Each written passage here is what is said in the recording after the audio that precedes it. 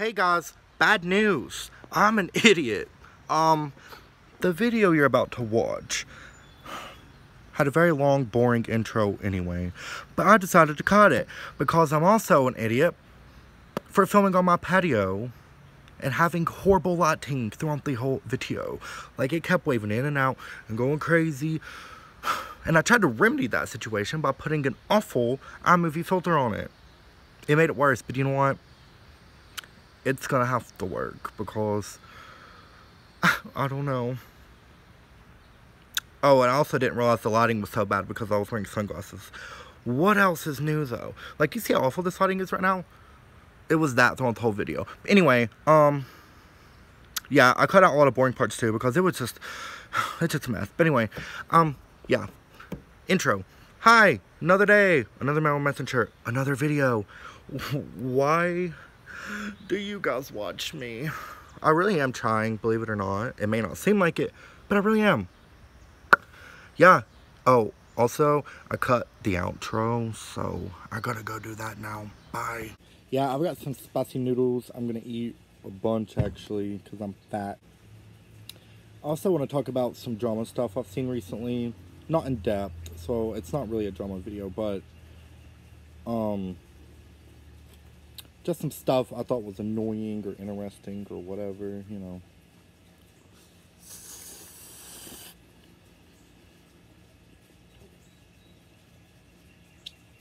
Oh God, I really have turned into Trisha. I'm licking my fingers now. But yeah, one of the subjects I want to talk about is the Tana and Shane thing. His docu-series he did.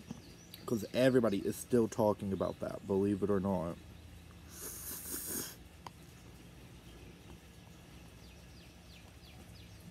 I'm over it. I'm tired of hearing about it. Beyond sick of it.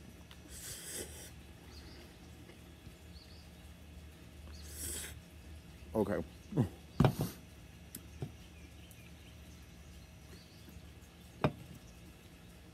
In case you don't know, the new TanaCon drama is that everybody thinks Shane was too easy on Tana in his video series.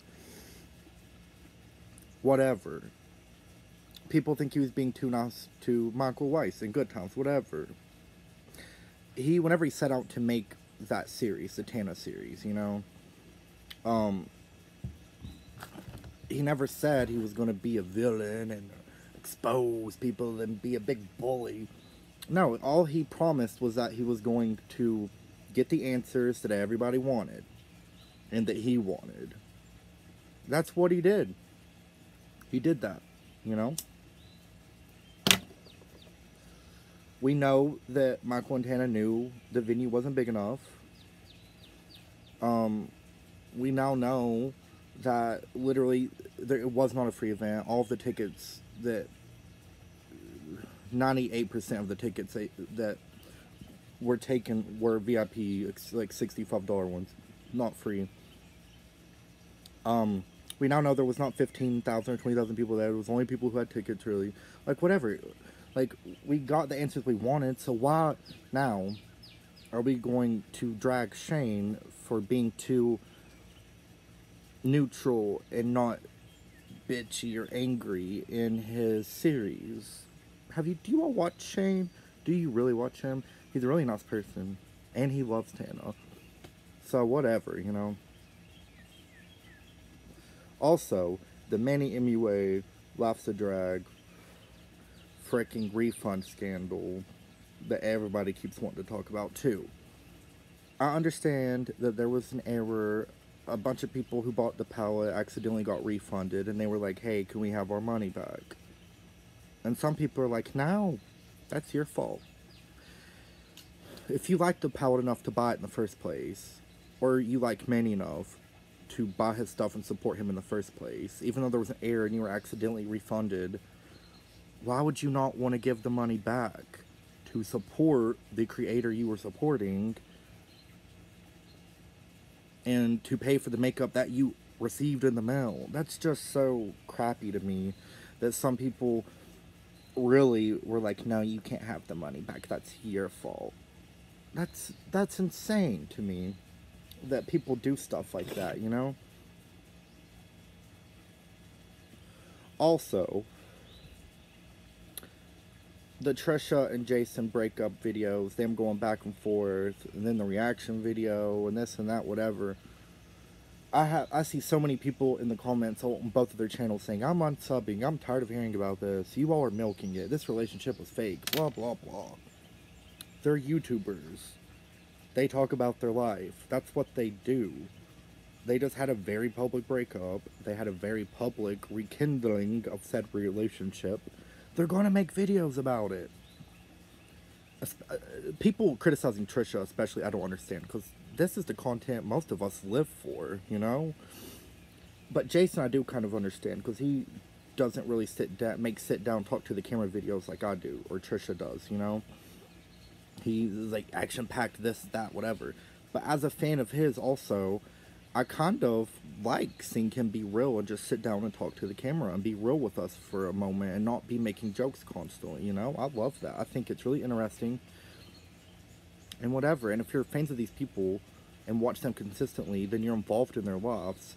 So you should want to watch them talk about whatever they're talking about, especially if it's something major going on in their life. Isn't that the point of subscribing? I don't understand that either, so that bugged me too, you know? Whatever. Also, this is some old drama by now, because the internet moves fast, but the Kat Von D scandal where she said on Instagram that she's not going to vaccinate her child. Girl, bye. If you have a company that big and you're that popular and that famous, even if you choose not to vaccinate your children, you should not tell millions of fans that that's not something they should do. You should not influence people about serious things like that, you know? I just thought she should have thought that through better. I'm not saying she has to vaccinate her kid. I think she should. But she should not tell millions of fans who adore her that she thinks that's the right thing to do. Keep that to yourself. Oh, Lord. It's been so hot today. I literally thought I was going to die.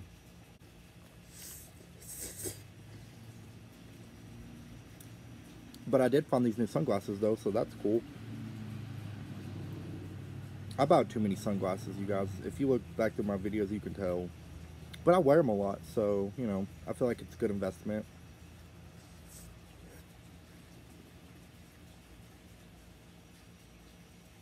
You can never have too many sunglasses, too many rings, too many necklaces, too many little buttons.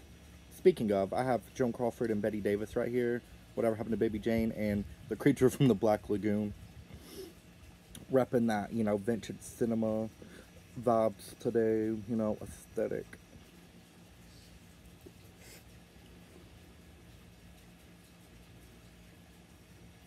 For a 25-year-old, I'm literally such an old person when it comes to music and movies, for the most part, you know.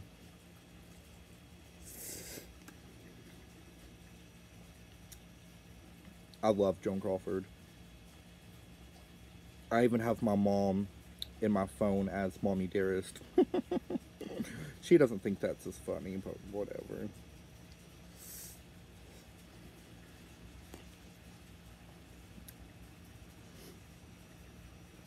Also, I've been watching that new FX show by Ryan Murphy called Pose, about the gay ballroom scene of New York in like the 80s. It's really good. You guys should really watch that if you haven't already.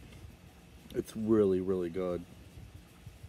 Ryan Murphy's awesome. I like him a lot.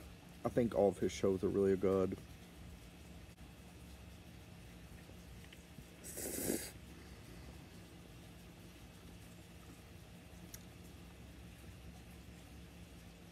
These noodles are so good, but they're so hot, and it's already hot outside, so I'm like dying inside.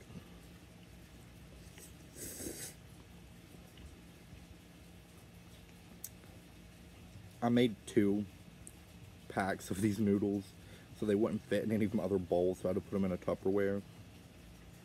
I'm not a redneck who eats on Tupperware all the time, you guys, I promise, but when you're real hungry and make a ton of spicy noodles, sometimes you got to.